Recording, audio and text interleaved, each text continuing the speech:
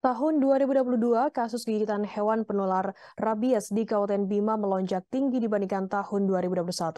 Khusus di Kabupaten Bima, hewan penular rabies ini merupakan anjing yang diduga telah terpapar rabies atau penyakit anjing gila.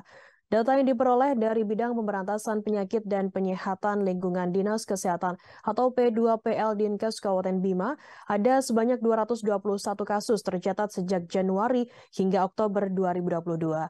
Ratusan kasus itu ditangani 17 dari 21 puskesmas yang ada di Kabupaten Bima. Informasi lebih lengkapnya akan disampaikan oleh rekan jurnalis kami dari Tribun Lombok. Ada Atina yang akan melaporkannya. Silakan rekan Atina. Baik, rekan Firda, selamat siang untuk Tribuners dimanapun Anda berada dapat saya laporkan dari Kota Bima di mana kasus gigitan hewan penular rabies di Kabupaten Bima di tahun 2022 ini dilaporkan melonjak tinggi. Setidaknya ini dibandingkan dengan tahun sebelumnya yaitu di tahun 2021 yang hanya terdapat 118 kasus saja. Namun untuk di tahun 2022 ini kasus gigitan anjing, kasus gigitan hewan penular di mana rata-rata untuk kasus di wilayah Kabupaten Bima didominasi oleh anjing yang diduga telah terpapar virus rabies atau penyakit anjing gila. Di tahun 2022 ini setidaknya ada 221 kasus gigitan anjing yang diduga terpapar rabies. Data yang kami peroleh dari Bidang Pemberantasan Penyakit dan Penyihatan Lingkungan Dinas Kesehatan Kabupaten Bima ini mulai terjadi sejak Januari hingga Oktober 2022. Dan juga Firda serta Tribuners dimanapun Anda berada, untuk wilayah yang paling banyak muncul kasus gigitan anjing yang diduga rabies ini ada di Kecamatan Langgudu sebanyak 46 kasus, kemudian ada disusul di Puskesmas atau di wilayah Palibelo dengan jumlah kasus 26 gigitan.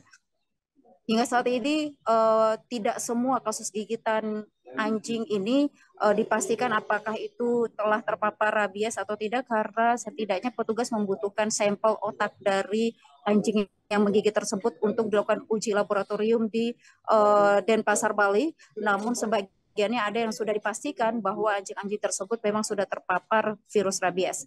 Hingga saat ini tidak dilaporkan korban jiwa atau korban meninggal dunia dari 221 kasus gigitan anjing ini, namun dapat saya sampaikan beberapa dari ratusan kasus ini sudah menyebabkan banyak luka-luka di kalangan warga.